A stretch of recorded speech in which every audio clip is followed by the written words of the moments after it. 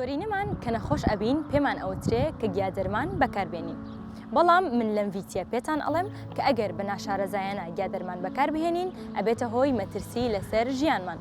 با پێکەوە بزانین کە بە هەڵە بەکارهێنانی گیادەرمان چۆنە. بە نەشارەزایی بەکارهێنانی گژوگیای پزیشکی مەترسیدارە بۆ تەندروستی. ڕۆکەکان یان درەختەکان یان گژوگیاکان بوونەوەرێکی زیندوون چەندین شێوە و قەبارەیان هەیە دەڕووەکە سەرخەسیەکانەوە کە قەبارەیان بچووکە تاکو دەگات با درەختە گەورە بەرزەکان. زۆربەی ڕۆکەکان لە سەر ڕووی زەوی ڕێژەیەکی دیاری کراوی لە مادی ژەهراویان تایە کە بۆ بەرگریکردن لە خۆیان بەکاری دێنن، بەڵام کاریگەری ئەو مادە ژەهراویانە لە ڕۆکێکەوە بۆ ڕۆکێکی تر جیاوازە. هەندێکیان بێهۆشکەر و هەندێکی تریشیان کوژەرن. ئایا زانیوتە کە تۆوی سێ و گێلاز و قۆخ برەک ژەهریان تێدایە ئەگەر بە ڕێژەیەکی زۆر بخورێن مەترسیان هەیە لەسەر تەندروستی. زۆر ڕۆکی ژەهراوی مەترسیدار لە باخەکانماندا هەیە و ڕەنگە هەستمان پێ نەکرد بێت و شارەزاییمان نەبێت، بۆیە گرنگە زانیاری دەربارەیان بزانین و ئاگاداریان بین.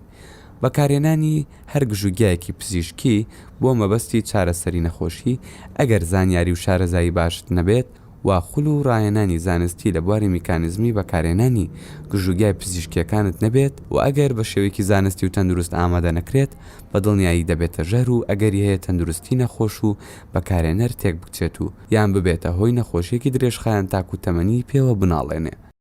نزیکەی 85 جۆر ڕۆکی ژەهراوی هەیە کە زۆربیان بە شێوەیەکی سروشتی دەڕوێن و لە عێراق و کوردستان بوونیان هەیە.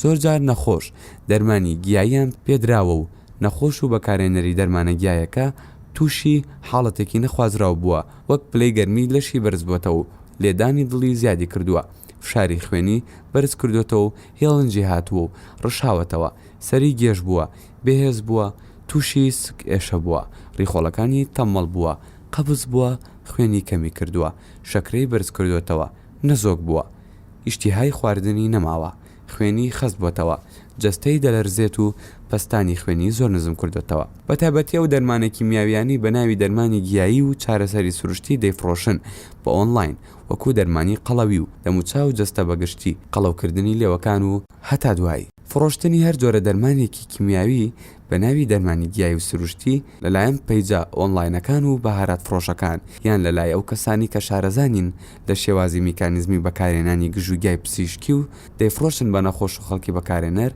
ئەو جۆرە دەرمانە گیایی و کیمیایانە ژەهرن و نەخۆش و بەکارهێنەر دەکوژن.